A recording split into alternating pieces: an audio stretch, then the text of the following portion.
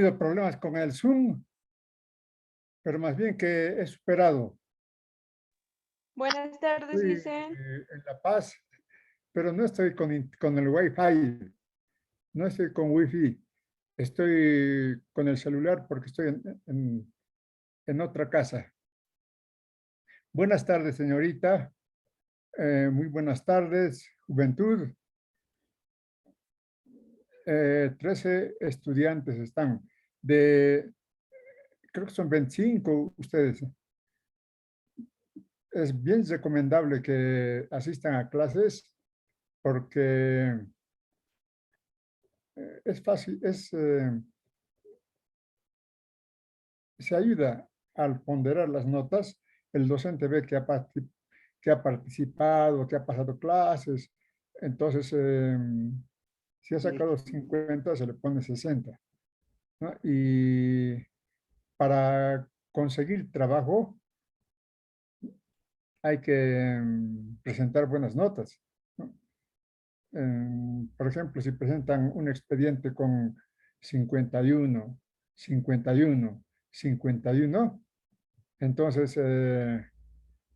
dice, no, puro 51, ha pasado raspando. Pero si presentan una nota con expedientes de 70, 80, 90, 60, 70, 80, no, esto es bueno, hay que contratarle.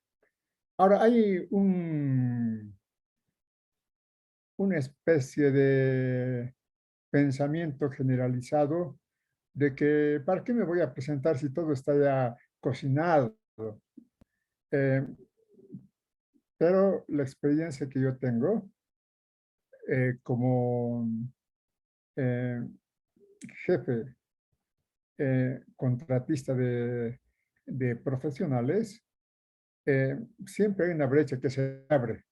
Así que no, eso que dicen, ¿para qué me voy a presentar si todo está cocinado? No es así. Si hay una brecha que se abre, entonces por ahí tienen que entrar ustedes. Si no tienen muñecas, si no tienen recomendaciones, hay un espacio siempre en donde se habilita el buen profesional.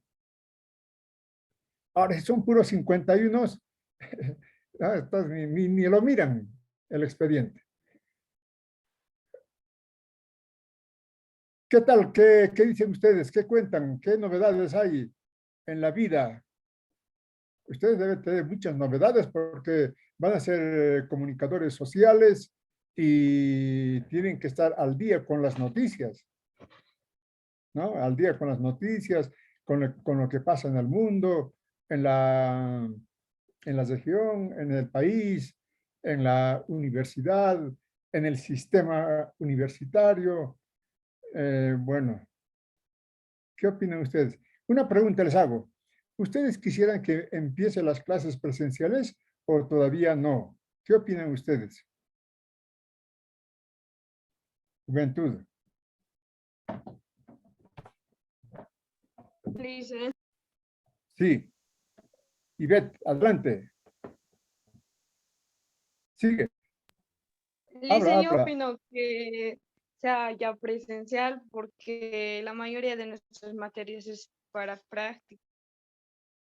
Sí. Sobre todo en ustedes, ¿no? Siempre están haciendo prácticas de taller de fotografía, taller de radio, taller de televisión. Eso sí, un ratito voy a traer mi bolígrafo ya para anotar.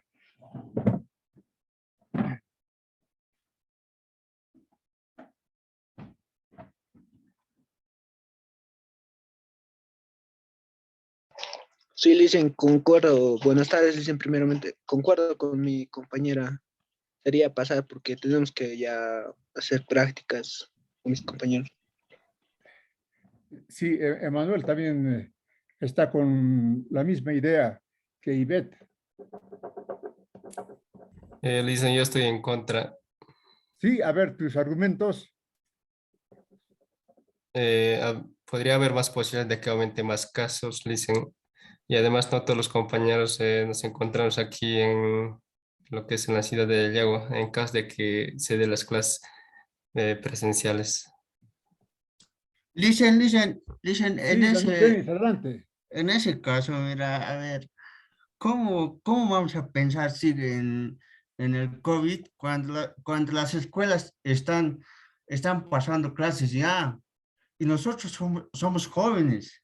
O sea, es algo absurdo que sigamos diciendo que, que van a aumentar los casos, que van a aumentar los casos.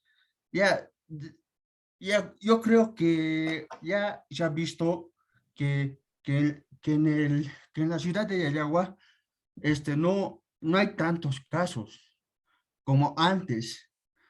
Y eso influye que entremos ya a clases semipresenciales, licenciado. Eso también deberíamos de estar viendo porque el año pasado creo que mis compañeros mismos me van a, me van a corregir tal vez que no hemos hecho prácticas o tal vez habrán hecho, pero en la carrera no hemos hecho prácticas.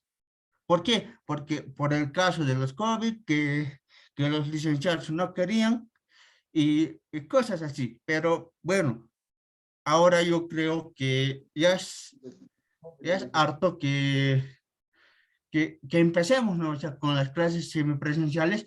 ¿Para qué? Para que poco a poco estemos siguiendo a las clases presenciales, ¿no es, licenciado?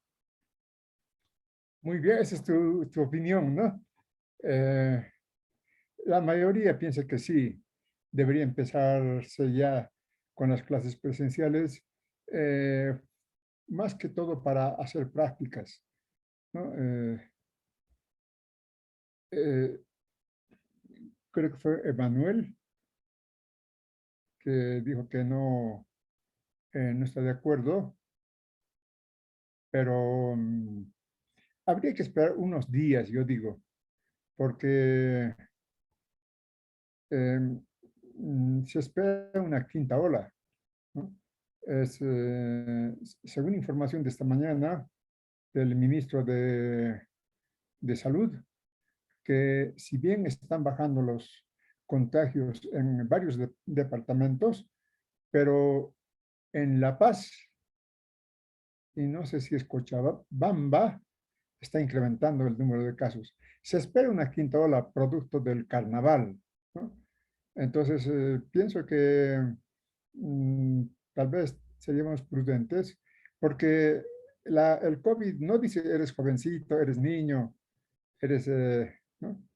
Ahora, evidentemente en colegio ya están pasando clases semipresenciales, no es tampoco presencial, ¿no? Unos días van a clases, otros días no van, eh, y con medidas de seguridad, ¿no?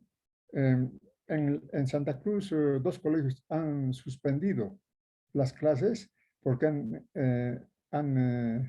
encontrado en aula dos contagiados, ¿no? Entonces ya no se puede.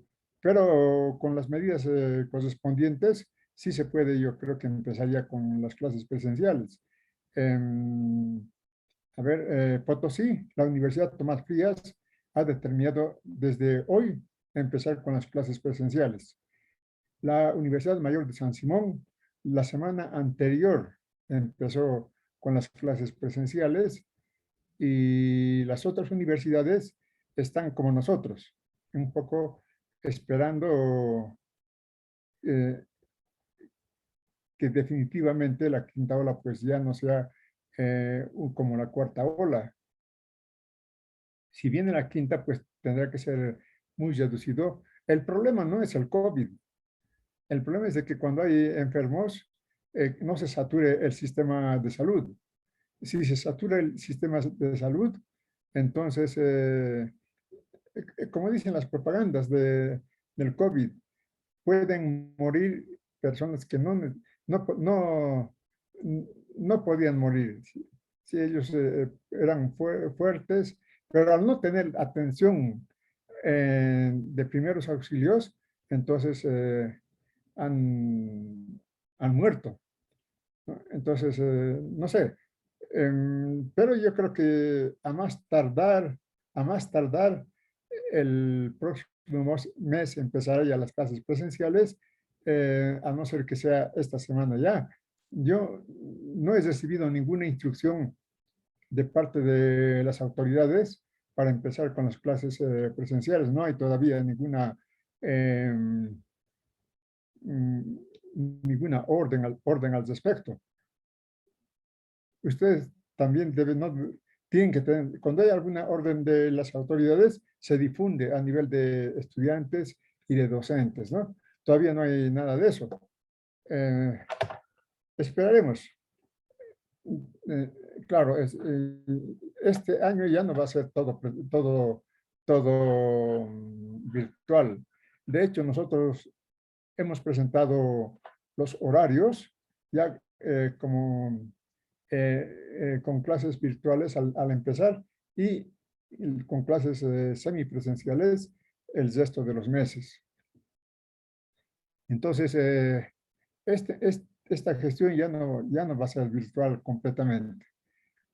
Será esperar tal vez unos días más para que podamos vernos en aula. Muy bien, juventud.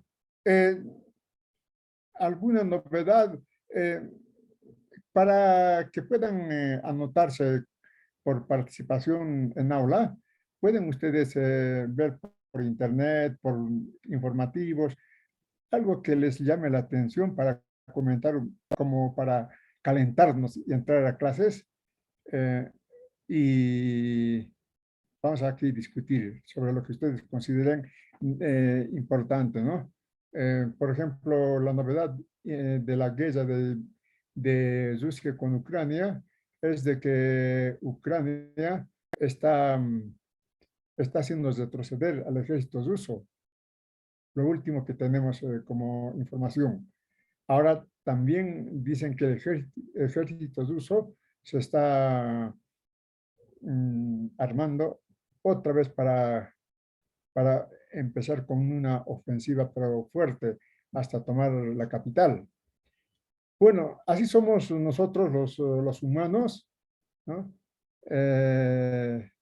No parece que no podemos estar sin guerras, ¿no? Entonces, pero ahora tampoco podemos decir, pero a mí qué me importa si aquello está en Europa, está en Asia, no me interesa. Ya, tiene efectos inmediatos porque el mundo está globalizado. Muy bien, juventud. Gracias a esta tecnología podemos contactarnos. Yo ahora estoy en La Paz. La anterior semana estaba en Yayagua. Entonces, a ver, empezaremos con nuestro tema. Vamos a hacer un tema introductorio a la economía política, ¿ya? Ustedes no tienen materialismo histórico. Entonces, este tema es importante para introducirnos a la ciencia de la economía política.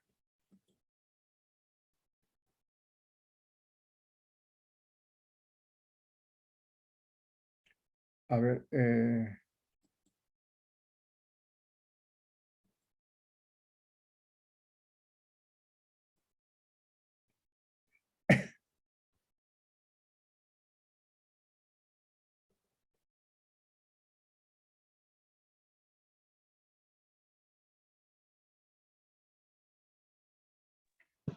Licen, sí, adelante. Dime nomás. bueno, usted estaba hablando de la guerra que hay, ¿no? Entre Ucrania y Rusia. Sí, Y creo que eso también nos está afectando a Bolivia en parte de la harina. claro, está afectando la harina, el precio de la harina. Si no estuviera subvencionado, nuestro pancito estaría subiendo de precio, ¿no? Entonces, efectivamente, ¿no? Rusia y Ucrania son los principales países productores de trigo. Los dos juntos parece que producen cerca del 50% de la producción del mundo. Ya me dirán ustedes, el 50% si se reduce, pues va a afectar al precio del trigo mundial, un 50%, ¿no? Aunque a pesar de la guerra, los campesinos ucranianos sigue produciendo, cosechando trigo. ¿Quién era el que intervenido? Para que le anote. ¿Quién era? Yo dije, ¿Cómo te llamas? Emanuel Basera, dicen Emanuel Ya, Juan Basera. Emanuel, otra vez, Basera. Perfecto. Muy bien, entonces entramos al estudio del objeto de la economía política. ¿Qué estudia la economía política? Ya, yo les voy a preguntar, estén pensando ustedes, ¿qué estudia la comunicación social? ¿Ya?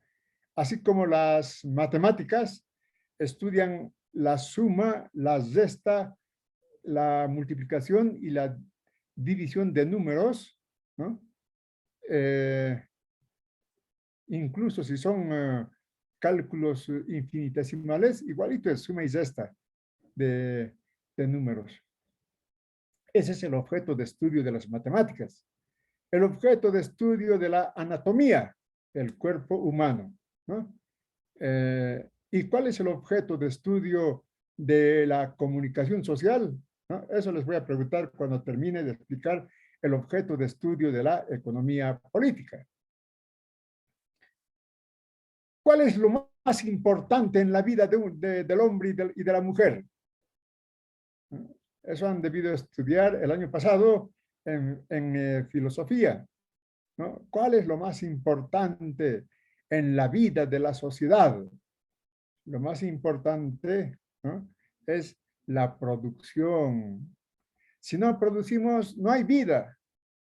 No podemos alimentarnos, vestirnos, protegernos del frío. Por eso es importantísimo la producción de bienes materiales, que es el objeto de estudio de la economía política, la producción de bienes materiales, ¿no? Esto que parece sencillo es tremendamente complejo, la producción de bienes materiales, ¿no? Claro, dependiendo de la sociedad. Sociedades, digamos, primitivas, tenían producciones no complejas, pero ya el capitalismo ya produce en medio de una complejidad, que lo vamos a estudiar con calma, ¿no? Entonces, el objeto de estudio de la economía política es la producción de bienes materiales. ¿Quiénes producen los bienes materiales? El hombre y la mujer, ¿no? Esto está ya demostrado, ¿no?, de que el hombre y la mujer descienden de una especie de simios, no de los gorilas ni de los chimpancés, como nos dicen. No es una especie de simios que habitó hace millones de años, ¿no?, y que, claro, tenía las condiciones para evolucionar, ¿no? Las condiciones para evolucionar son las manos, ¿no? Con la habilidad de las manos ha ido evolucionando el simio y hasta convertirse en Homo sapiens. Esto ha sido una evolución, ¿no?, de miles de años, de millones de años. Que estudia economía política, todo esto va a estar cargado en el Moodle. Todavía no se ha cargado en el Moodle porque no nos han habilitado en Moodle todavía. Entonces, voy a tener que hablar seriamente con los de DETIC para que nos habiliten de una vez el Moodle. Todo esto va a estar en el Moodle, no se preocupen, no hace falta que copien. Entonces, ya sabemos, ¿qué estudia la economía política? La producción de bienes materiales. ¿Quiénes producen? El hombre y la mujer, ¿no? Ahora, la producción de bienes materiales, ¿no? Aquí tenemos en la comunidad primitiva, cómo producen sus alimentos, ¿no? Y aquí tenemos ya en un capitalismo desarrollado, cómo se producen los alimentos, ¿no? Con ayuda claro, de tecnología ultra desarrollada. Aquí se está produciendo autos, pero vayan ustedes a la agroindustria desarrollada, todo es con máquinas también. Pero la complejidad, ¿no? Producción rudimentaria en la comunidad primitiva, y aquí la producción es mucho más compleja, pero es producción, objeto de estudio de la economía política, producción.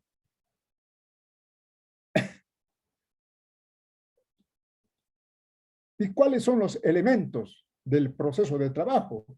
¿Cuáles son los elementos del proceso de trabajo? ¿No? Los elementos del proceso de trabajo, en todo proceso de trabajo, ya sea de la comunidad primitiva o ya sea del capitalismo, tiene tres elementos: el trabajo, los medios de trabajo y el objeto de trabajo. Dentro de los medios de trabajo, el instrumento de trabajo es lo más importante. Por ejemplo, en la agricultura, el trabajo es del agricultor, trabajo de agricultura. Los medios de trabajo en la agricultura, ¿no?, tiene como instrumento de trabajo el pico, la pala, ¿no? Los cestos para cargar la cosecha. Esos son los instrumentos de trabajo de la agricultura. Pero los medios de trabajo es un concepto más amplio que instrumento de trabajo, ¿no? Pero que engloba a los instrumentos de trabajo. Por ejemplo, como medio de trabajo en la agricultura es la tierra, ¿tá? Medio de trabajo, la tierra. El agua, medio de trabajo de la agricultura, ¿no? Ven ustedes, medios de trabajo, ¿no? No solamente son los instrumentos de trabajo, sino también todo lo que ayuda a producir al trabajo. En el caso de la agricultura, la tierra y el agua son medios de trabajo, y los instrumentos son el pico y la pala, los cestos para recoger la cosecha, ¿no? Entonces, y el objeto de trabajo, ¿no? Esto también han debido estudiar alguna vez ustedes, porque siempre en cualquier formación política se empieza por aquí, ¿no? El objeto de trabajo. El objeto de trabajo, como su nombre lo indica, sobre qué trabaja el trabajador, ¿no? ¿Cuál es su objeto de trabajo, ¿no? Entonces, el objeto de trabajo es justamente la materia en donde el trabajo transforma. Por ejemplo, en la agricultura, ¿qué transforma en la agricultura? ¿No? Las semillas, las plantas, ¿no? Ese es el objeto de trabajo de la agricultura. Empieza con la semilla, hace crecer la semilla, sobre eso trabaja el agricultor y cuida con regadío, hace que pueda crecer ese objeto de trabajo del agricultor, ¿no? Otro ejemplo del panadero, ¿tá? El panadero, objeto de trabajo de panadería, totalmente diferente al trabajo de agricultura, ¿no? El trabajo de panadería. Medios de trabajo, ¿no?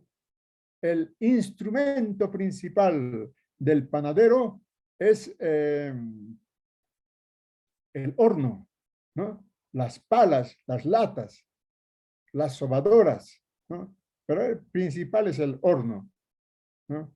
Medio de trabajo, ¿no? Por ejemplo, medio de trabajo es el taller, ¿no?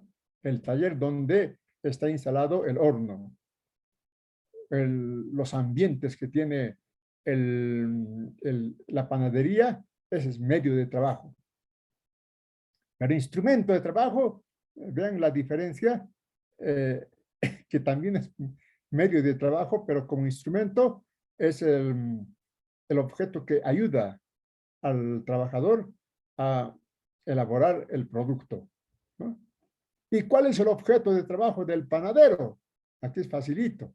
La harina, la sal, la levadura, el azúcar, ¿no? El azúcar, mejor dicho, ¿no? El objeto de trabajo, diferente, ¿no? Pero esos son los elementos del proceso de trabajo. Hay que tener en cuenta bien los elementos del proceso de trabajo. Entonces entramos al estudio de las fuerzas productivas, ¿no? Las fuerzas productivas. Por ejemplo, las fuerzas productivas aquí, elementales, rudimentarias, muy improductivos. Todo lo hacen con la mano casi, ¿no? Apenas con cuchillos de hueso o de piedra también, hachas de piedra, ¿no? Pero miren ustedes la fuerza de trabajo en el capitalismo, ¿no? Esto ustedes pueden comprobar lo que les digo, ¿no? Según los investigadores de las Naciones Unidas, el capitalismo tiene tanta fuerza productiva que es capaz de producir 3 veces lo que necesita toda la humanidad. 3 veces en alimentos, 3 veces en vestimenta, 3 veces en vivienda, ¿no? Como tiene tanta fuerza productiva, dedica esa fuerza productiva a producir armas atómicas, ¿no? El capitalismo tiene mucha fuerza productiva. ¿Por qué? ¿No? ¿Por qué tiene mucha fuerza productiva? Porque aquí la fuerza productiva es rudimentaria por los instrumentos de trabajo, ¿no? Los instrumentos de trabajo son rudimentarios y aquí pues son máquinas automatizadas, ¿no? La diferencia de las fuerzas productivas. ¿De qué dependen las fuerzas productivas? Del trabajo, ¿no? El trabajo, a medida que va adquiriendo experiencia, se vuelve más productivo, más, más, más investigación, más, más productivo el trabajo de los beneficios de la investigación. ¿De qué dependen las fuerzas productivas además del trabajo? Depende de los medios de trabajo, ¿no? De los talleres, de los ambientes, de la infraestructura industrial. Todo eso es medio de trabajo, incluido los instrumentos de trabajo. Dentro de los medios de trabajo, lo más importante, los instrumentos de trabajo. ¿Por qué? Miren ustedes qué instrumentos de trabajo, ¿no? Totalmente automatizada que hace muy productiva la fuerza productiva, ¿no? La fuerza productiva. También depende de los objetos de trabajo, ¿no? Objetos de trabajo. Ahora, por ejemplo, en la construcción de edificios, ¿no? Ya no hacen como antes, ¿no? Todo es armar el edificio. Pues ya tienen objetos de trabajo que ya están procesados, ¿no? Los albañiles que construyen edificios prácticamente arman el edificio, ¿no? Apenas ponen los ladrillos, siguen poniendo ladrillos como antes, ¿no? Siguen. Pero en el resto es armado un edificio de 20 pisos, ¿no? ¿Eso por qué? Por la calidad de los objetos de trabajo, ¿no? O sea que, ¿de qué depende la fuerza productiva? Primero, de la habilidad del trabajo. Más experiencia, más productivo el trabajo. Pero depende de los medios de trabajo también la fuerza productiva, principalmente de los instrumentos de trabajo, ¿no? Ahora tenemos instrumentos de trabajo que piensan, ¿no? Nos ayudan a pensar. Y de los objetos de trabajo, ¿no? Objetos de trabajo ya elaborados, que tienen mucho trabajo incorporado y hace más fácil y más productivo el trabajo del hombre, ¿no? Les he contado de los materiales de trabajo que tiene el albañil para construir edificios, ¿no? Bastante elaborado y hace más fácil el trabajo de construcción de edificios. Entonces, sí, si tienen preguntas, me interrumpen nomás. Me Muchas interrumpen, gracias. jóvenes. Gracias. Buenas tardes, Leona Buenas Manuel. tardes. Adelante, Amílcar. Me surgió una pregunta, la cual ya desde hace unos días me tiene un poco dudoso. Perdón que me salga un poco del tema, en el tema de lo que usted menciona, el capitalismo, ¿verdad? Pero Sí. me gustaría que me dé una perspectiva o el punto de visión que usted tenga acerca de los tipos de ideologías. Esto en el tema conservador, en el progresista, y creo que lo llaman derecha e izquierda, ¿verdad? No sé si eso me puede aclarar, licenciado. ¿Tipos de qué dices? Las ideologías Licenciar. políticas. Em, tendrían que tener ustedes materialismo histórico. Tendrían que tener, porque ahí se estudia bastante sobre la estructura de la sociedad, ¿no? No todo es producción, no todo es economía, ¿no?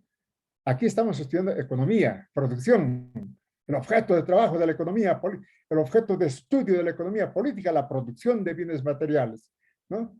¿Y cómo se produce esos bienes materiales? Con el trabajo, con el instrumento de trabajo, con el objeto de trabajo, ¿no? Y esos elementos del proceso de trabajo pueden ser más productivos o menos productivos dependiendo del desarrollo de la tecnología. Pero eso es economía, ¿no? No todo es economía, ¿no? Es decir, la economía es una parte de la actividad del hombre, de la mujer, de la sociedad. También hacemos política, ¿no? Claro, el hecho de participar en las elecciones, eh, el hecho de ir a un ministerio a hacer actividades, ¿no? Políticas, eh, hacemos política, tenemos ideas políticas, ¿no? Tenemos concepciones políticas, ¿no? Y no solamente es política, ¿no? Esto que es fundamental, tenemos ideología, ¿no? ¿Qué diferencia entre la política y la ideología? ¿No? Esto lo van a ver en cuarto año, ¿no? La política es todo lo que se refiere al poder del pueblo y cómo el Estado arrebata el poder del pueblo o representa el poder del pueblo. Pero se refiere la política al poder del pueblo. Todo. Política es poder del pueblo. Por eso vamos a elegir. Nos dicen, ustedes son el pueblo, tienen que elegir, ¿no? Pero no solamente es la política, sino también es la ideología, ¿no? Por ejemplo, el capitalismo ha nacido, ¿en qué año ha nacido el capitalismo? En 1792. ¿Les recuerda esa fecha? ¿Se recuerdan de esa fecha? 1792, ¿no? Que según los investigadores, justamente van a ser ahí el capitalismo también. Pero es otra fecha que nos recuerda a nosotros, 1792. Entonces, el capitalismo, ¿no? 1700, 800, 900, apenas está por los 300 años, ¿no? En cambio, el esclavismo, que lo vamos a ver ahora, ¿no? Tuvo una duración de 4000 años. ¿Cómo es eso de 4000 años el esclavismo? Y el capitalismo con 300 años ya nos parece que está demasiado tiempo aquí en la actividad social, ¿no? Es que el esclavismo ha tenido un elemento muy fuerte, la ideología, ¿no? Era tan fuerte esa ideología que el esclavo pensaba que era esclavo por naturaleza, que gracias a su patrón vivía, gracias a su amo, ¿no? Se ha ido reproduciendo el esclavismo durante 4000 años.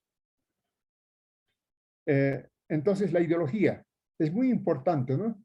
En el capitalismo, efectivamente hay varias ideologías, ¿no? Podemos decir, cada poder económico tiene su propia ideología.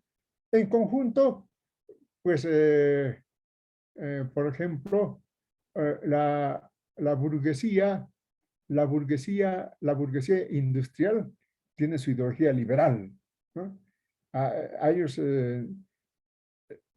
esto es una bien importante para la burguesía, para su economía le conviene ser liberal, que, eh, que el Estado con esa ideología liberal implemente políticas liberales. En cambio, la burguesía financiera, por ejemplo, la burguesía financiera es más conservador, ¿no? Más conservador y efectivamente para ellos una política ultraliberal está bien. Para la industrial a veces es necesario la introducción del Estado, ¿no? Eso que se llama la teoría keynesiana, ¿no? Entonces la ideología, ¿no? Y la ideología del proletariado, ¿no? El proletariado tiene su ideología también, tiene su proyecto político y tiene su proyecto económico, ¿no? Y eso intentamos estudiar aquí en economía política, el proyecto político de la economía del proletariado. Entonces, ¿cuántas ideologías hay en el capitalismo? Desde mi punto de vista, ¿no? Dentro del capitalismo habrían tres ideologías, ¿no? Una ideología liberal, ultraliberal, liberal, ¿no?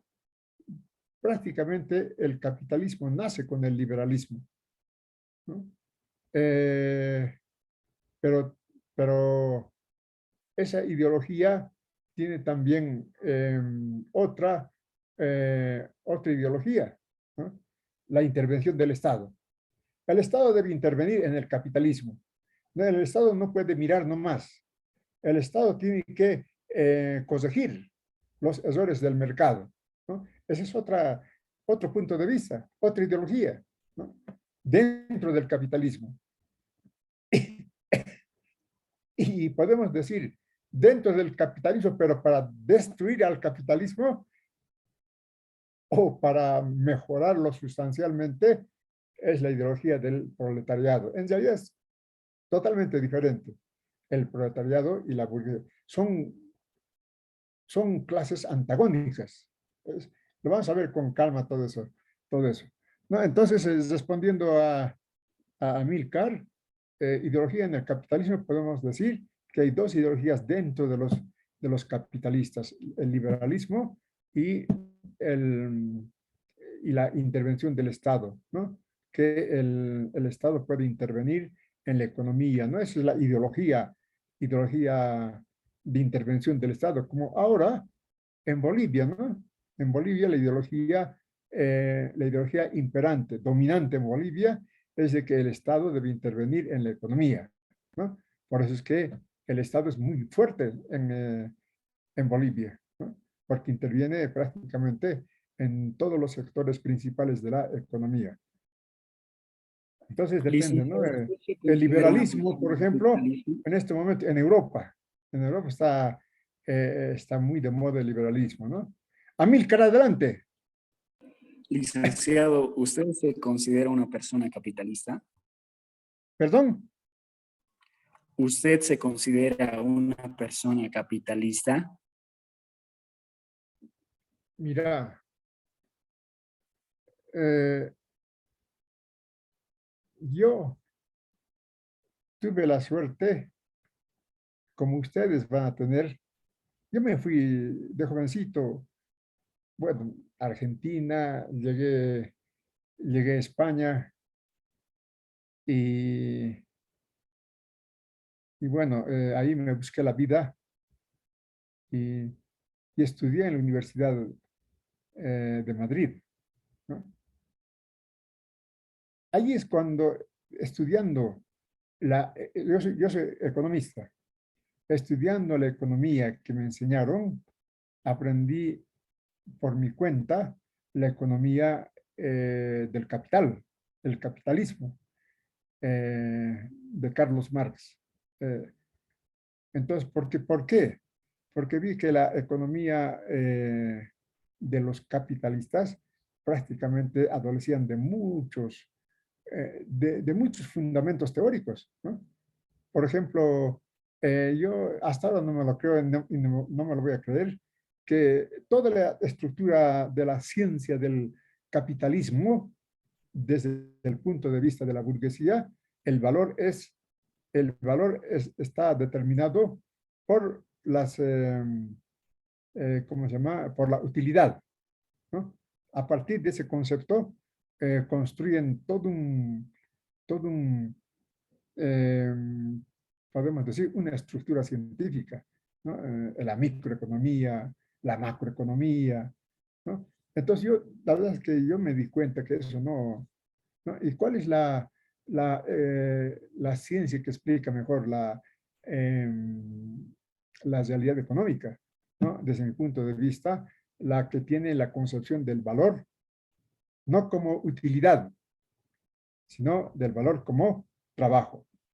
Entonces yo me vine a Bolivia, jovencito, con mi título, y el doctor Isaac Sandoval Rodríguez, rector fundador de la Universidad Siglo XX, me invitó a venir a Yayagua y yo encantado, ¿no? Porque me dijo, mira, vamos a fundar la Universidad de los Mineros. Yo vinimos como 15 profesionales de La Paz. De los 15 profesionales, el único que se quedó fui yo, ¿no? Hasta el último. Entonces, por mi concepción, ¿no? Política, ideológica, yo me quedé en Yayagua sirviendo profesionalmente a los trabajadores mineros, porque pienso que su ideología en cuanto a la ciencia económica, esa es la que mejor explica los fenómenos económicos del mundo. Entonces, esa sería la respuesta a Milcar. Yo no me considero capitalista ni de lejos ni de cerca. Y bueno, muchas gracias, licenciado. Tengo una última pregunta más en este tema. Hablaba de valor en el trabajo. Dentro del tema que estamos abarcando, ¿cómo podríamos ingresaría este término que sería el valor agregado? El valor agregado, sí. La economía capitalista justamente maneja el valor agregado, ¿no? Y si tenemos algún concepto del valor agregado, nos ayuda para entender el valor como trabajo, ¿no? La teoría del valor trabajo. Claro, no se puede negar el trabajo como valor, ¿no? ¿Qué es el valor agregado para la ciencia económica capitalista? Deducen de cualquier producción industrial, ¿no?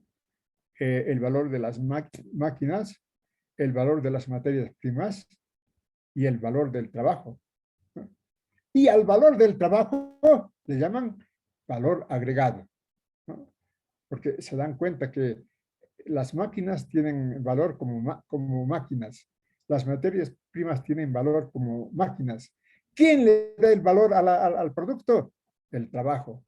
Y se dan cuenta y dicen, este es el trabajo agregado, el valor agregado al trabajo. ¿No? Deducen de toda la contabilidad industrial los costos de máquinas, los costos de materias primas y se queda el costo de mano de obra. A eso le llaman valor agregado. Terminaremos nuestro tema. La próxima clase vamos a avanzar ya con economía política. Vamos a estudiar la mercancía. Entonces, las fuerzas productivas. Pero las fuerzas productivas, ¿no?, son tan importantes, ¿no? La fuerza productiva actual, por ejemplo, caramba, yo con un celular me puedo enterar lo que pasa en el mundo. Yo diría hasta por segundo, ¿no? O puedo ver partidos de fútbol en vivo y en directo, ¿no? Y si esto es así para mí, para una empresa, pues hay máquinas mucho más sofisticadas, ¿no? Es la tecnología de ahora, con una fuerza productiva impresionante debido a los instrumentos de trabajo. Pero la producción no solamente es fuerza productiva, sino que es también relaciones de producción. Sí, eso es bien importante, las relaciones de producción, ¿no? Porque, por ejemplo, aquí, relaciones de producción, ¿cómo se relacionan? Todos trabajan y todos van a consumir el producto de su trabajo, ¿no? Aquí no está el látigo del patrón, ¿no? No está el salario del patrón, ¿no? Sino que ellos mismos son los trabajadores y los propietarios de su producto, ¿no? Las relaciones de producción son de cooperación, es decir, es el comunismo primitivo, ¿no? Claro, el comunismo primitivo, todos son iguales. Aquí mismo vamos a ver el desarrollo de este comunismo primitivo, ¿no? Aquí no hay diferencias sociales. Pero, ¿de quién son estas poderosas máquinas? No son de los trabajadores, ¿no? Ya, del patrón, que hace trabajar a los trabajadores, ¿no? Después vamos a ver cómo los propios trabajadores son los creadores de este capital, que se va a volver máquinas sofisticadas. Pero eso lo vamos a ver después. Lo importante es saber que aquí hay relaciones de producción, aquí hay relaciones de producción también. Aquí relaciones de cooperación, solidaridad, ayuda mutua, comunismo primitivo, aquí relaciones de producción de explotación. Trabajar con estas máquinas produce la enfermedad del estrés, porque el trabajador tiene que ir al ritmo de la máquina, ¿no? Y la máquina pues va produciendo velozmente todo, ¿no? Y el trabajador tiene que ir al ritmo de la máquina y va sufriendo enfermedades como el estrés. Entonces, en conclusión, el proceso de trabajo tiene 3 elementos: trabajo, medios de producción y objeto de trabajo. Dentro de los medios de producción, lo más importante, el instrumento de trabajo. Pero la producción, el proceso de trabajo, tiene 2 componentes, dos fuerzas: la fuerza productiva y las relaciones de producción, ¿no? Fuerzas productivas, ¿de qué depende el desarrollo de las fuerzas productivas? Del trabajo, el trabajo con más experiencia, más habilidoso, más productivo. El trabajo se va desarrollando también, ¿no? Pero fundamentalmente de los instrumentos de trabajo, ¿no? Instrumentos de trabajo como este que estamos viendo, altamente con alta tecnología, son muy productivos, ¿no? Entonces ya la fuerza productiva es pues impresionante, ¿no? Aquí, aunque no me crean, producen cada auto en 4 minutos, cada auto. 4 minutos necesito.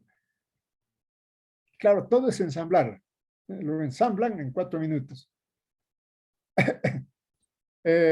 Y además de las fuerzas productivas, también existen las relaciones de producción, ¿no?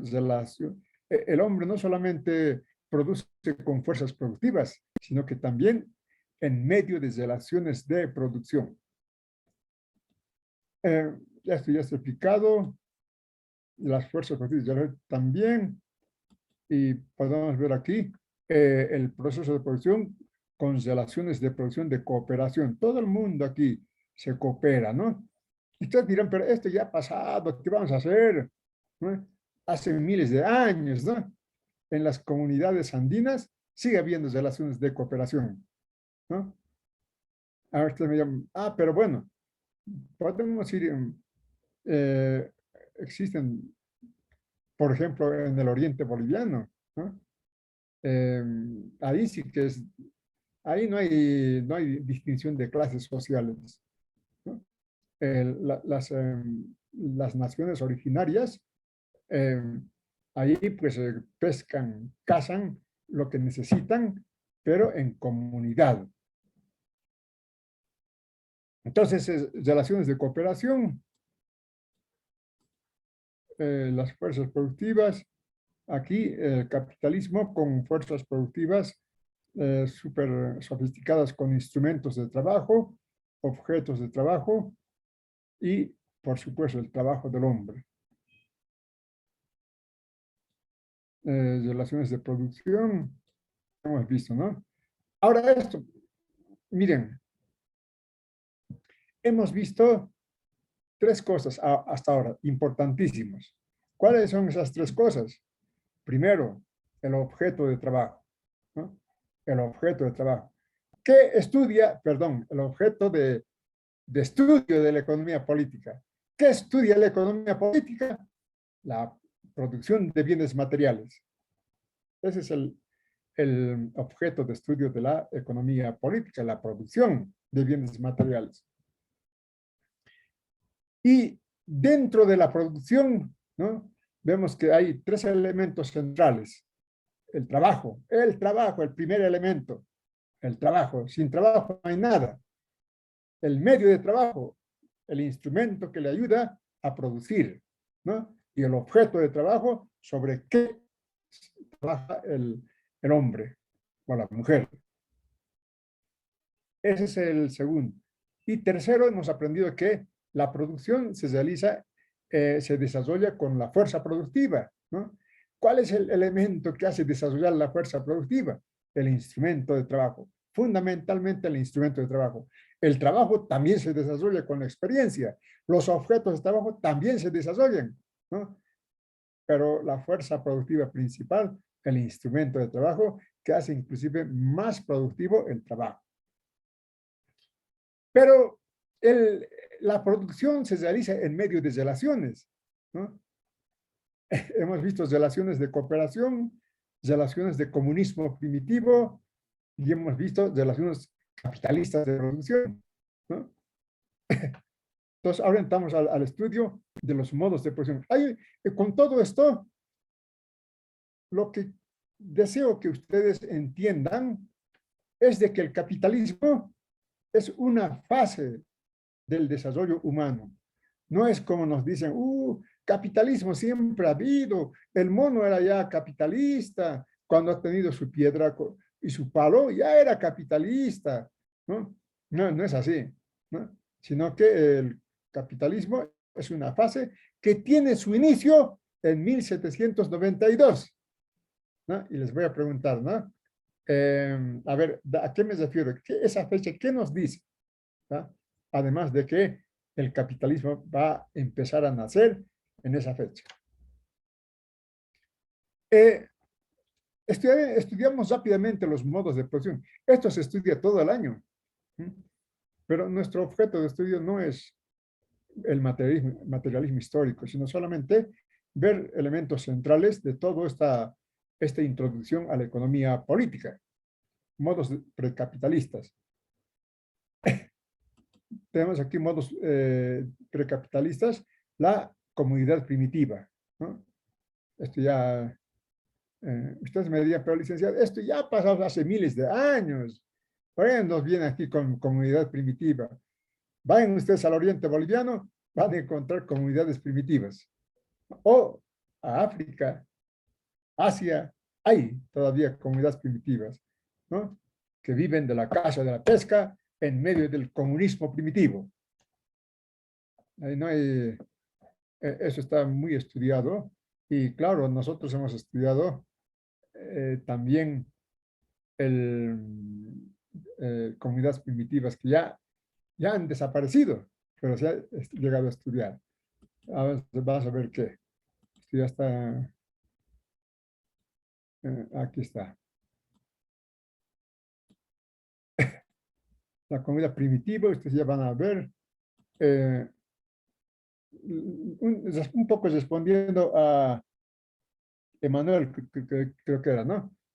No solamente es economía, no solamente es producir. Es importante producir, si no producimos, ¿qué hacemos? ¿No? La producción, eh, no diré que es lo esencial, lo principal, pero si no hay producción, no hay vida, ¿no? Pero también es, pues, es política, como dije, ¿no? Es política, también es ideología y también es arte, arte. Aquí, por ejemplo, el hombre primitivo nos ha dejado estas, estas pinturas rupestres, ¿no? De hace unos, entre 20.000 y 10.000 años de antigüedad, ¿no? El hombre también hace arte y el arte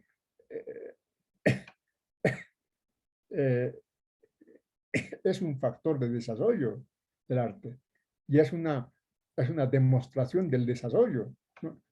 Si el hombre ha tenido tiempo para hacer arte, es que era una sociedad que tenía bienes para atender a los artistas. Esto que les decía yo, esta sociedad ya no existe así como se ha estudiado, ¿no? La sociedad de los indios americanos, que también era comunismo primitivo, ¿no? Los indios americanos, ¿no? Estaban en una fase donde ya tenían agricultura, pero eran nómadas. ¿Por qué? Porque la agricultura que tenían eran de hortalizas, ¿no? Todavía no producían la agricultura de cereales, por ejemplo, ¿no? Entonces, aquí se ha estudiado, ¿no? Cómo era la familia, por ejemplo. La familia en los indios americanos, el comunismo primitivo. Eso de la monogamia que nosotros conocemos, eso es posterior, ¿no? Aquí era la familia sindiástica, ¿no? En donde la mujer tenía la responsabilidad, era prácticamente la que decidía, ¿no? Sobre el desarrollo de la comunidad. Estas casas son casas volantes, pero eran propiedad de las mujeres, ¿no? Eso está estudiado. Antropólogos que han vivido con ellos, ¿no? Y han estudiado todo esto. Entonces, los indios americanos es un comunismo primitivo, ¿sí que no? Aquí no hay propiedad privada, ¿no? Ni idea. Es decir, bueno, esto es mi casa, esto es mis cosechas, esto es no, aquí la cosecha de todos, ¿no? La casa de todos. Claro, eran de las mujeres, pero en términos que la mujer compartía, ¿no? Entonces, el desarrollo de la humanidad se va produciendo mediante grandes divisiones del trabajo, ¿no? La primera gran división del trabajo, ¿no? Es el desarrollo productivo, el desarrollo de la productividad, ¿no? El desarrollo de la producción, ¿no? La primera gran división del trabajo se refiere a la separación de los agricultores con los ganaderos. Esta primera división del trabajo no hubo en América. Esta sí hubo en Europa, pero en América no. Por eso es que nuestros agricultores también son ganaderos, tienen sus vaquitas, sus ovejas, ¿no? También. Pero la primera gran división del trabajo, ya dentro del desarrollo humano, se realiza en Europa, que consiste en la separación, ¿no? Los ganaderos se separan de los agricultores y van produciendo por su lado ganado o los agricultores productos agrícolas. Y la segunda gran división del trabajo, ¿no? Es cuando hay una división de los oficios, se desglosan, los artesanos, ¿no? Entonces están ya los ganaderos, los agricultores y los artesanos. ¿no? Es la tercera gran división del trabajo. La segunda gran división del trabajo. Los artesanos, origen de la propiedad privada. Esto ustedes van a estudiarlo con calma. Si no, pues, si quieren, podemos regresar a estudiar eso con calma, ¿ya? El origen de la propiedad privada. ¿Cómo se origina la propiedad privada? ¿No? Si hasta los aymaras, ¿no? El imperio inca, azteca, no tenían propiedad privada. No había propiedad privada, ¿no? Y la propiedad privada surge con el desarrollo de la productividad del trabajo, ¿no? Con el desarrollo de la agricultura. ¿Cómo es eso? Pues antes la agricultura era comunitaria, ¿no? Todos producían productos agrícolas, pero con el desarrollo de la agricultura ya las familias se separan y trabajan la tierra por separado. Y al trabajar la tierra por separado, es lógico la deducción que tienen, ¿no? Esto yo he producido, por tanto es mi producto, ¿no? Es mi producto, yo he producido, esto es mío, ¿no? Va apareciendo la noción, la idea de la propiedad privada, ¿no? Y esto se va a desarrollar, ¿no? Con la propiedad privada. Es decir, los que ya producen, esto ya producen productos artesanales. Dicen, no, esto es mi propiedad, yo he producido, ¿no? Va surgiendo la idea de la propiedad privada, ¿no? Y el Estado, ¿cómo se origina el Estado, ¿no? Cuando hay división de clases, ¿no? Miren ustedes, el Estado, bueno, aquí hay una controversia. En los indios americanos se podía decir que no había Estado, ¿no? Pero hay otros que dicen que ya había Estado en los indios americanos. No había propiedad privada, no había división de clases sociales, pero ya había Estado, ¿no? La Confederación de Tribus, por ejemplo, para ellos ya es un Estado, ¿no? Pero para otros investigadores, el Estado aparece cuando la sociedad se divide en clases sociales, ¿no? Aquí, por ejemplo, entre esclavistas y esclavos. Entonces, para no entrar al dogmatismo, ¿ya? El dogmatismo nos dice, origen del Estado, el Estado. Aparece la sociedad, se divide en clases sociales y los esclavistas necesitan el Estado para dominar a los esclavos, ¿no? Eso fue así en parte, ¿no? Pero también hay científicos que dicen que el Estado aparece mucho más antes, ¿no? Con la confederación de tribus que tenían los indios americanos. Eso ya puede considerarse un Estado, pero sin división de clases sociales. Para no llegar al dogmatismo, tenemos que ver los dos puntos de vista, ¿no? Si no, pues nos perdemos con el dogmatismo y eso es lo peor que puede ocurrir, el dogmatismo. Aquí tenemos el modo de producción asiático. No es esclavismo clásico. Este es la primera forma de división de clases sociales, ¿ya? Aquí tampoco había concepción de propiedad privada, ¿no? Aquí la comunidad superior, la comunidad egipcia, sometía a la comunidad inferior, a los judíos, ¿no? Entonces, este es un periodo en donde se conoce con el nombre de modo de producción asiático. Un estudiante me preguntó, y con mucha razón, mire qué inteligente eres estudiante. Me dijo, licenciado, ¿por qué usted llama modo de producción asiático? Egipto no está en Asia, está en África. ¿Y por qué no lo llama modo de producción africano? ¿No? Porque culturalmente Egipto en este periodo era más, tenía muchas más relaciones con Asia que con África. Por eso se llama modo de producción asiático a la producción egipcia. Entonces, esta es la primera forma de producción de división, de producción en medio de una división de clases sociales. Pero aquí tampoco hay propiedad privada. La comunidad superior esclavizaba a la comunidad inferior, pero no había una persona dentro de la comunidad superior que se apropie del trabajo de los esclavos, sino que toda la comunidad superior se apropiaba del trabajo de los esclavos. Se llama esclavos colectivos.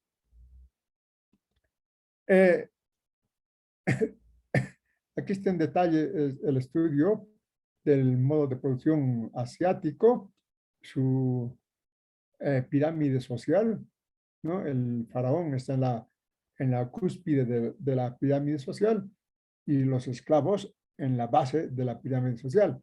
Pero habían campesinos que eran egipcios, ¿no? Que trabajaban la tierra, artesanos egipcios que trabajaban la tierra, ¿no? Los comerciantes que eran egipcios, que eran comerciantes, y los escribas y los soldados, ¿no? Pero la base de esta sociedad, los esclavos,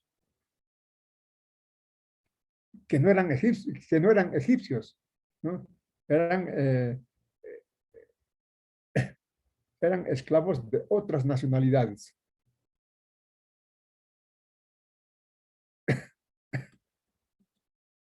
¿No? La tercera gran división del trabajo es cuando los comerciantes se separan, ¿no? Y empiezan a dedicarse únicamente al comercio, ¿no? Ya tenemos los agricultores, los ganaderos, tenemos los artesanos, ahora tenemos a los comerciantes. Ya se produce la división del trabajo, ¿no? ¿Y cómo se aparecen las ciudades, ¿no? Ya en el esclavismo hay ciudades, ¿no? Ustedes cuando vayan a Roma van a visitar el Coliseo romano del periodo esclavista, pero de la esclavitud clásica, de la esclavitud que hemos estudiado en colegio. Es la esclavitud de la época de Aristóteles, Sócrates, ¿no? Y en la sociedad, la sociedad europea, solo la sociedad europea evoluciona del esclavismo al feudalismo. O sea, solo Europa, ¿no? Entonces, ¿cuál es el origen del feudalismo? ¿No? Ustedes van a estudiar que los bárbaros, ¿no? Los bárbaros que eran habitantes de Alemania, de toda esa parte del norte de Europa, invaden Roma, ¿no? Al invadir Roma, tomar Roma, destruir Roma, ellos empiezan a repartir la tierra entre los generales bárbaros y se crea la sociedad feudal, que tenía su antecedente en el modo de producción germano, ¿no? Y se produce el feudalismo en Europa, ¿no? El dueño de la tierra, el dueño jurídico de la tierra, el señor feudal. El dueño efectivo de la tierra, el siervo. ¿Cómo es eso? ¿No? Esto lo van a ver cuando ya estén estudiando más profundamente, ¿no? El dueño jurídico de la tierra, el señor feudal. El dueño efectivo, el siervo, porque efectivamente ellos trabajaban, producían la tierra, ¿no? Tenemos la división de clases sociales de feudalismo y y cómo los siervos pagaban a los dueños jurídicos de la tierra, ¿no? A través de la renta en trabajo, renta en especie y renta en dinero. En el feudalismo se va imponiendo poco a poco la renta en dinero, ¿no? Que va dando paso a la creación de mercados y va a dar lugar a la creación de la misma burguesía. La burguesía que va a convertirse en protagonista cuando el capitalismo se va a consolidar como sociedad dominante. Entonces, tenemos aquí, ya había sido 6:22, la producción mercantil simple, ¿no? Como decía, en el feudalismo, lo que se pide a los siervos ya no es trabajo, ya no es productos, sino dinero. Y para tener dinero los siervos necesariamente tenían que comercializar, vender sus productos y obtener dinero para pagar al señor feudal la renta en dinero. Ya van apareciendo, van creciendo los mercados en Europa. Y la producción mercantil simple ahora en el capitalismo sigue habiendo, no es como, no, capitalismo ya fue, ya, sigue habiendo. La producción de papa, por ejemplo, es una producción mercantil simple, ¿no? Los productores de papa venden a estas señoras la papa que han producido, ¿no? Ahora, esto es lo importante. No es, en Europa sí, es comunidad primitiva, esclavismo, feudalismo, ¿no? En Europa. Pero en América y en todo el mundo, el resto del mundo, no hubo feudalismo, tampoco esclavismo, ¿no? Lo que hubo es el modo de producción andino, diferente, ¿no? Relaciones de producción del Aini, ¿no?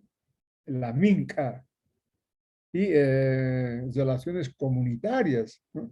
Aquí no había propiedad, ya no había señores dueños de las tierras. Toda la comunidad, como la sociedad eh, asiática, se parece mucho con la producción andina, pero la andina tiene sus particularidades, por ejemplo, el Aini, la Minca, ¿no? La producción comunitaria. Aquí vamos a ver rápidamente. La producción comunitaria, hasta ahora sigue habiendo, ¿no? En las comunidades, los ayllus que van produciendo en comunidad, ¿no? A través del Aini. Hoy me ayudas a cosechar, yo después cuando vas a cosechar, yo te voy a ir a cosechar el Aini, ¿no? O la Minca también, ¿no? Que es relación con productos ya.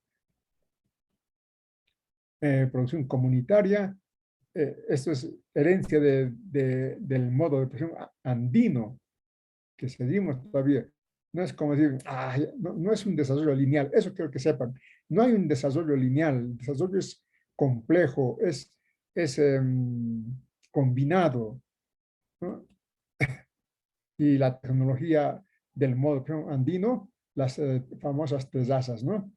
En donde producían su producto esto es maravilloso. ¿Cómo llegaban a llegar, por ejemplo, estas tierras? No solamente es economía, no solamente, sino es también Estado, es política, lo que decía Emanuel, ¿no? No todo es economía, sino también el modo de producción andino tuvo su Estado, ¿no? Y la ideología, ¿no? Decimos, ¿por qué Bolivia está tan atrasado?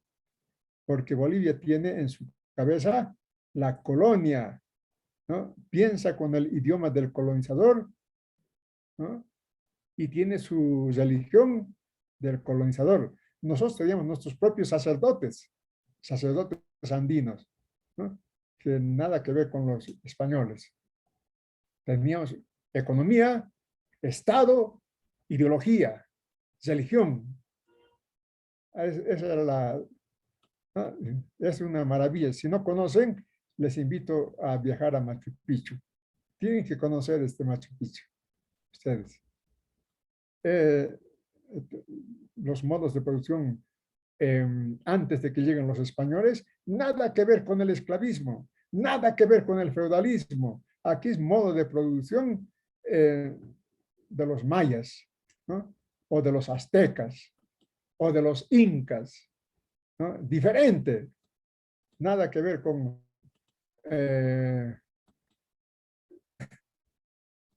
el feudalismo ni con el esclavismo europeo. Eso quiero que vean ustedes en su estudio, ¿no? Los modos de producción en América eran completamente diferentes antes de la llegada de los invasores españoles. Bueno, eso es lo principal. Y claro, después entramos al estudio ya de la invasión de los españoles, ¿no? Del modo de producción colonial, ¿no? El colonialismo, como con la cruz y con la espada van sometiendo, ¿no? a los nativos, ¿no? Y esto es bien importante. La pregunta de Amílcar, de Emanuel, muy importante. No todo es economía. ¿Cómo se ha reproducido las 500 años de sociedad colonial? ¿Cómo? ¿No? Por la ideología. ¿O no? El Señor. Cuidado con el Señor. Todo era el Señor, ¿no? Entonces, la mita colonial, ¿no? La mita andina se deriva en la mita colonial. Esto es, se dice que los españoles han sido muy inteligentes porque en vez de cobrarles impuestos como se cobraba en Europa, ellos han empezado cobrando el impuesto en trabajo, ¿no? A través de la mita colonial. Y también habían esclavos. El modo de producción colonial es tan complejo que habían los principales productores, los mitayos, ¿no? Así como es el proletariado aquí, también allá eran los mitayos en la mita colonial, ¿no? Y habían esclavos también, esclavos individuales, como en el esclavismo clásico también había en la colonia, ¿no? Traían a los negritos de África, ¿no? Los negreros. Y esto va a dar paso al capitalismo. Muy bien, todo ese tema con calma lo van a ver ustedes. Esto voy a subir al Moodle y sin problema, ¿no? Lo que quiero que hayan visto es, además de los primeros temas, objeto de trabajo, objeto de la economía política, objeto de estudio de la economía política, elementos del proceso de trabajo, fuerzas productivas y relaciones de producción, cómo la sociedad se desarrolla, ¿ya? No es como nos han enseñado en colegio, comunidad primitiva, esclavismo, feudalismo, capitalismo. No es nada que ver, ¿no? Eso fue en Europa. En América, antes de que lleguen los españoles, había otras formas de producción diferentes, ¿no? Los mayas, los aztecas, los incas, totalmente diferente, ¿no? Ahí todavía no había propiedad privada, no había. Y si esta sociedad se hubiera ido desarrollando, los científicos piensan que posiblemente hubieran saltado a una sociedad socialista, ¿no? Pero bueno, ya eso es un poco de, estamos divagando, pero lo que quiero que sepan es el desarrollo humano es totalmente diferente a lo que nos han enseñado, ¿no? En América, por ejemplo, habían formas de sociedad completamente diferentes. Como siempre, no hay preguntas porque todo han entendido. Dicen, perdón que sea tan hincapié, pero yo tengo lo van a estudiar con calma. Adelante. Gracias, muchas gracias, licenciado. Es un gusto trabajar así. La economía política estudia la producción de bienes materiales. Estoy en lo correcto, ¿verdad? Sí. Ok. Había un subtítulo que no terminé de copiar, el cual era proceso de producción con relaciones de producción y era relaciones públicas, relaciones de trabajo. Sí, fuerzas productivas y relaciones de producción, que son elementos del proceso de trabajo, el medio de trabajo y el objeto de trabajo. Pero ese proceso de trabajo se realiza en medio de un desarrollo de las fuerzas productivas. No hay proceso de trabajo estático, sino que el proceso de trabajo siempre está evolucionando. ¿Y cuál es el factor que hace evolucionar con más intensidad? El desarrollo de los instrumentos de trabajo, ¿no? Eso es la fuerza productiva. La fuerza productiva de hace 200 años no es la misma fuerza productiva de ahora, ¿no? ¿Por qué? Porque tenemos instrumentos de trabajo mucho más sofisticados. Y la producción se realiza en medio de relaciones. No hay producción nomás, ¿no? Sino toda producción, desde la comunidad primitiva hasta el capitalismo, se realiza en medio de relaciones de producción, ¿no?